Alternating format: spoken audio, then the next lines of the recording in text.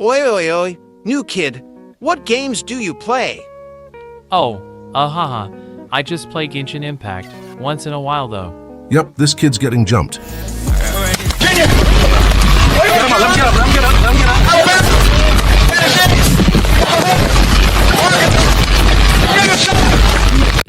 We've all been in that position, don't lie. Well, anyways, today I'll be going over why Genshin Impact is so hated. Now, this video will be split up into 3 short sections, each of which I will cover one of the 3 hater stereotypes I have come across as a victim of this heinous acts of cyberbullying.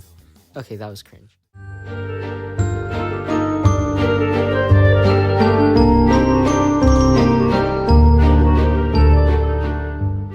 The haters who know absolutely nothing about Genshin. The most important point of which comes from the fact that the social status that Genshin Impact carries is at the very bottom of the gaming pyramid chart, with games like Fortnite on the top for God knows why. Like, who even let these 12-year-olds get like the most defensive allies online? I swear, the average Fortnite kid is a preteen who has like oily hair and like nerdy glasses, and is the type of person to comment on like Sophie Rain's videos thinking he's getting noticed. Not to diss though, I'm just defending myself by stereotyping the same way that they stereotype us. Okay, and you know what? I'm just gonna say it, Genshin isn't even that bad. Like, yeah, sure, there's like otakus thirsty for waifus dropping hundreds of thousands of dollars on this game monthly. But look, there's men in this game too. Okay, I'm just digging a bigger hole for my grave, but at least this is a hill I'm willing to die on. Like, either way, it's hypocritical when League of Legends players are uploading stuff like this while they're sitting there decked out in their Nikocado drip. Except minus the second step, they're only one step ahead. No offense to plus-sized people though, there's just a certain extent of morbidly obese where it just gets ridiculous. And either way, it's grown accustomed to hate on this game for just existing and having its presence known to the public, as the haters know absolutely nothing about it. Leading me to my second type of hater.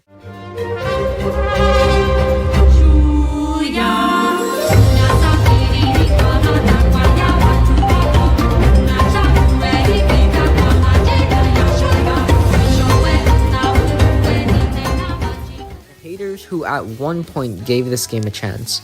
Now hear me out, I can get through with this one. Unlike the haters who just see this as an anime game, I guess, or like gacha, these are the people who actually gave it a chance. And do I agree with them?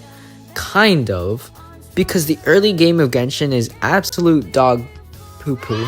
The early game of Genshin, Mondstadt specifically, is 2 to 3 hours of mid storylines, mid voice acting, and just like mid to sum it up. And like, as the updates roll out and the games get bigger and bigger, new players don't really have the chance to catch up. If you have a life, I don't think you're willing to spend 3 hours on Mondstadt, 5 hours on Liyue, 7 hours on Inazuma, 10 to 20 on Sumeru, and another 10 to 20 on Fontaine. Archon quests alone, without including Natlan.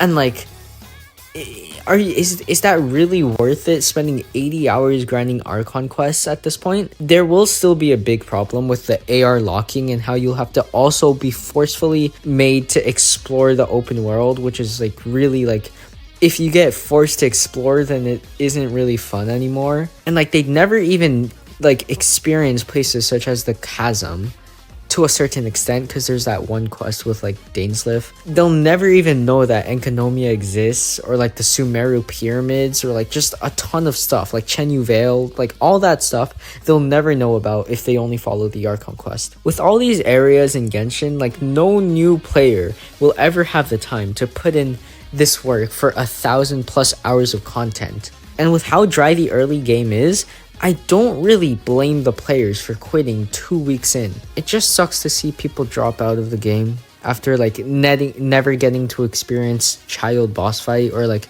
the Raiden Shogun storyline, or like, don't even get me started in Masquerade of the Guilty. And as the patches roll out and the lore just gets heavier and heavier, especially with the introduction of Shesnaya next year and the last Archon quest, like just everything together, it's really overwhelming for new players. It's just too much to handle, and too little motivation is given to the player to give them the like the mindset to actually grind out the game. And I was lucky enough to get drawn to the game from the start, but like most people aren't that lucky, and most people will just end up dropping it, and I don't blame them. It just feels bad because there's so much to see in this game, and like so little of it is contained within the early game, resulting in most players just quitting without even knowing the possibilities in this game. And now is the part where I kindly ask you to subscribe. Just give me my money! Yeah! Just give me my money! Yeah! Just give me my money! Yeah! Please like and subscribe to me. I'm about to hit 2,000 subs, and I'll make a young broke kid happy. Please, please, please, please.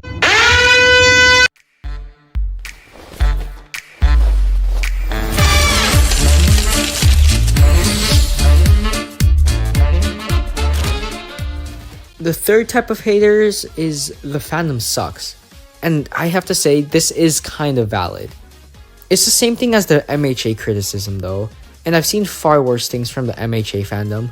To be fully honest, Genshin fans are actually kind of based. And I don't know if it's just me and that I've like fallen for the brain rot, but like the majority of them is actually pretty funny. And the people who are hating have zero idea on what they're talking about. How could you hate us when you got like little kids screaming head over heels like this over like whoever Lacey is? Hey, Lacey! What's good? Anyways, my throat's getting tired and I think I'll call it a day now. If you feel like you want to say anything, please comment it down below. And I'm criminally close to 2k subs. And if we take a look at this chart, if all of you guys subscribe, I will undoubtedly get to 2k subs. So please subscribe. Please. It'll make my day. Okay, bye.